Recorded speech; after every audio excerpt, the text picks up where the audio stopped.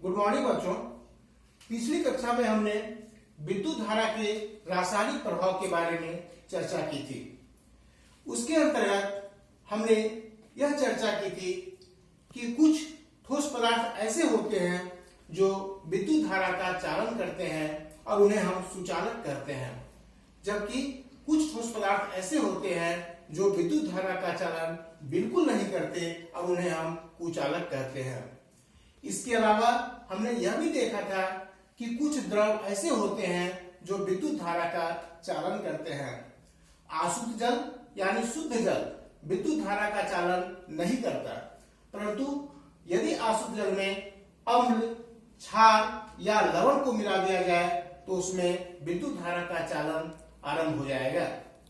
अब आज की कक्षा में हम उसी चर्चा को आगे बढ़ाएंगे और इसके अंतर्गत हम जिन बिंदुओं पर बात करेंगे वो है विद्युत अपघटन, जल में हाइड्रोजन एवं ऑक्सीजन का अनुपात, बैटरी में धन ध्रुव का पता लगाना, विद्युत लेपन तथा विद्युत लेपन का महत्व। तो सबसे पहले हम विद्युत अपघटन के बारे में जानेंगे। विद्युत अपघटन क्या है? तो जैसा कि हमने बताया कि अशुद्ध जल से होकर विद्युत धारा का चालन नहीं हो सकता, लेकिन यदि उसी अशुद्ध जल में अम्ल, क्षार या लवण को मिलाया जाए तो विद्युत धारा का चालन होगा। यानी कुछ द्रव ऐसे होते हैं जो विद्युत धारा का चालन करते हैं। तो ऐसे चालक विलयन से जब विद्युत धारा प्रभावित करने पर विलयन में रासायनिक निक्षेप होता है और इस प्रक्रिया को हम विद्युत अपघटन या इलेक्ट्रोलाइसिस कहते हैं और उस चालक विलयन को हम इलेक्ट्रोलाइट या विद्युत अपघट्य कहते हैं। इस विद्युत अपघटन का उपयोग धातुओं का निष्कर्षण में, धातुओं को उनके अयस्क से निष्कर्षित करने में विद्युत अपघटन का उपयोग होता है। इसके अलावा धातुओं के शुद्धिकरण में और विद्युत लेपन इलेक्ट्रोप्लेटिंग में विद्युत अपघटन का उपयोग किया जाता है। अब हम आगे देखेंगे जल में हाइड्रोजन और ऑक्सीजन का अनुपात। हम जानते हैं कि जल हाइड्रोजन और ऑक्सीजन से बना होता है। तो जल में हाइड्रोजन और ऑक्सीजन का अनुपात क्या होता है, इस चीज को देखने के लिए हम यहाँ पर एक गतिविधि करेंगे। तो सबसे पहले हम एक कांच का बना हुआ बीकर लेंगे। इस बीकर को हम अच्छी तरह से साफ करेंगे और सुखा लेंगे। इसमें हम एक अम्लीय विलयन को डालेंगे।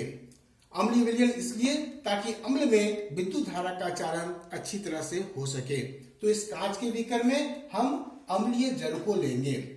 उसके बाद हम विद्युत तार, 2 विद्युत तार लेंगे जो मोटी हो और इसके दोनों सिरों को हम इसके ऊपर से प्लास्टिक के कवर को यानी प्लास्टिक के आवरण को हम हटा देंगे। अब हमारे पास विद्युत के 2 तार हैं और उनके दोनों सिरों से हमने प्लास्टिक के आवरण को हटा दिया है।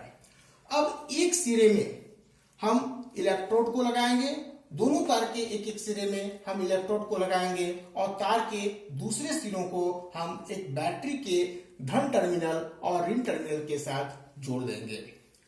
अब हम इस दोनों इलेक्ट्रोड के ऊपर एक एक परखनली को, अंकशाकित परखनली को, उसके अंदर भी हम अम्लीय जल को भरेंगे और उल्टा करके उसके ऊपर से हम रख देंगे। अब हम परिपथ को पूरा करेंगे और उसमें विद्युत धारा प्रवाहित होने देंगे। कुछ देर के बाद हम यह देखेंगे कि हमारे पास जो 2 परखनली थी, परखनली ए और परखनली बी, तो हम यह देखेंगे कि दोनों परखनलियों से जो अम्लीय जल का जो स्तर था वह नीचे जाने लगता है और कुछ समय के बाद वह स्तर कुछ नीचे जाने के बाद वह रुक जाता है और प्रखनली के ऊपर गैस के बुलबुले बनते हैं। हम यह भी देखेंगे कि प्रखनली ए में जल का स्तर ज्यादा नीचे जाता है और प्रखनली बी में जल का स्तर कम नीचे जाता है। जल का स्तर नीचे जाने का मतलब है कि दोनों प्रखनली के ऊपर गैस का जमाव हुआ है। यह गैस का जो जमाव है, तो प्रखनली ए में हम देखेंगे कि प्रखनली बी की तुलना में गैस का जमाव लगभग 2 गुना है। प्रखनली ए में हाइड्रोजन गैस और प्रखनली बी में ऑक्सीजन गैस है। तो इस गतिविधि से हम यह निष्कर्ष निकाल सकते हैं कि जल में हाइड्रोजन और ऑक्सीजन का अनुपात 2:1 होता है, यानी जल में 2 भाग हाइड्रोजन और 1 भाग ऑक्सीजन होता है। अब हम आगे बढ़ते हैं और हम ये देखेंगे कि किसी बैटरी में हम धन ध्रुव का पता कैसे लगाएंगे। हमारे पास कोई बैटरी है और हमें यह पता नहीं है कि उसमें धन ध्रुव किधर है और ऋण ध्रुव किधर है, तो उसका पता लगाने के लिए हम पुनः एक गतिविधि करेंगे। इसके लिए हम एक आलू लेंगे और उसे 2 टुकड़े में काट देंगे। अब आलू के एक टुकड़े में हम एक चुंबकीय संपरिक्षित्र लेकर उसके दोनों सिराओं को उस टुकड़े में प्रवेश कराएंगे और इस संपरिक्षित्र को, जो कि बैटरी से जुड़ा हुआ है, इसमें हम विद्युत धारा प्रवाहित करेंगे। कुछ समय तक विद्युत धारा को प्रवाहित होने देंगे। कुछ समय के बाद हम देखेंगे कि एक तार आलू के टुकड़े के अंदर चुंबकीय संपरिक्षित्र का 2 तार गया हुआ था, उसमें से एक तार के पास हरे और नीले रंग का धब्बा बन जाता है।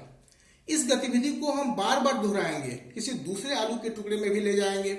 हर बार हम यही देखेंगे कि एक तार के पास हरे और नीले रंग का धब्बा बन जाता है। तो जिस तार के पास हरे और नीले रंग का धब्बा बनता है वह हमारा धन टर्मिनल होता है, यानी जिस तार के पास धब्बा नहीं बना वह हमारा ऋण टर्मिनल है। तो इस तरह से किसी भी बैटरी में हम धन टर्मिनल और ऋण टर्मिनल का पता आसानी से लगा सकते हैं। अब हम देखते हैं विद्युत लेपन, इलेक्ट्रोप्लेटिंग क्या है। तो इलेक्ट्रोप्लेटिंग यानी विद्युत लेपन में हम क्या करते हैं कि किसी धातु के ऊपर किसी दूसरे इच्छित धातु का हम परत चढ़ाते हैं और इसके लिए हम विद्युत धारा का उपयोग करते हैं। तो हम कह सकते हैं कि विद्युत धारा की सहायता से किसी धातु के सतह पर इच्छित धातु को निक्षेपित करने की प्रक्रिया को हम विद्युत लेपन कहते हैं। विद्युत लेपन को हम समझ सकते हैं, इसके लिए हम एक गतिविधि कर सकते हैं। इस गतिविधि के अंतर्गत हमने तांबे का 2 प्लेट लिया है। तांबे के दोनों प्लेटों को हमने एक बीकर, कांच के एक बीकर में कॉपर सल्फेट विलयन को भरा है और उसमें हमने तांबे के प्लेट को डुबा दिया है। अब हम एक काम और करेंगे कि कॉपर सल्फेट विलयन में हम सल्फ्यूरिक अम्ल, तनु सल्फ्यूरिक अम्ल की कुछ मात्रा डालेंगे। ऐसा हम इसलिए करेंगे ताकि कॉपर सल्फेट विलयन की जो चालकता है वह बढ़ जाए। अब तांबे के दोनों प्लेटों को हम एक विद्युत परिपथ से जोड़ते हैं और उसमें विद्युत धारा को प्रवाहित होने देते हैं। लगभग आधे घंटे तक हम विद्युत धारा को इसमें प्रवाहित करेंगे।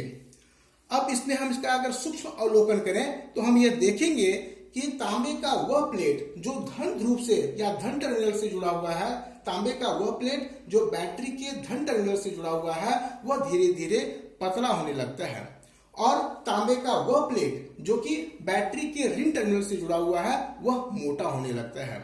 इसका मतलब है कि धन ध्रुव के प्लेट का जो प्लेट है वह ऋण ध्रुव के प्लेट के ऊपर निक्षेपित हो रहा है। यानी हम यह भी कह सकते हैं कि धन ध्रुव से जो जुड़ा हुआ प्लेट है उसकी परत जो है वह ऋण ध्रुव से जुड़े हुए प्लेट के ऊपर जमा हो रही है।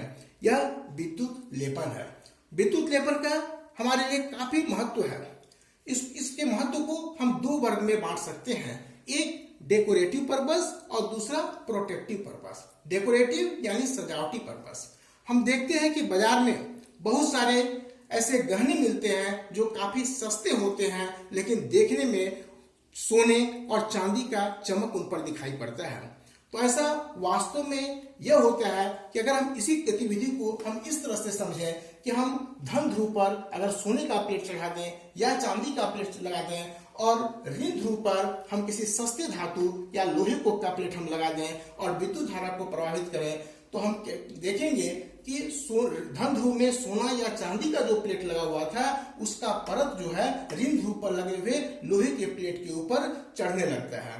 तो इसी तरह से सोने या चांदी का परत किसी सस्ती धातु के ऊपर चढ़ा दिया जाता है जिससे उस सस्ती धातु से बना हुआ जो गहना है वह हमें चमकीला और सुंदर दिखाई पड़ता है जबकि वह काफी सस्ता होता है।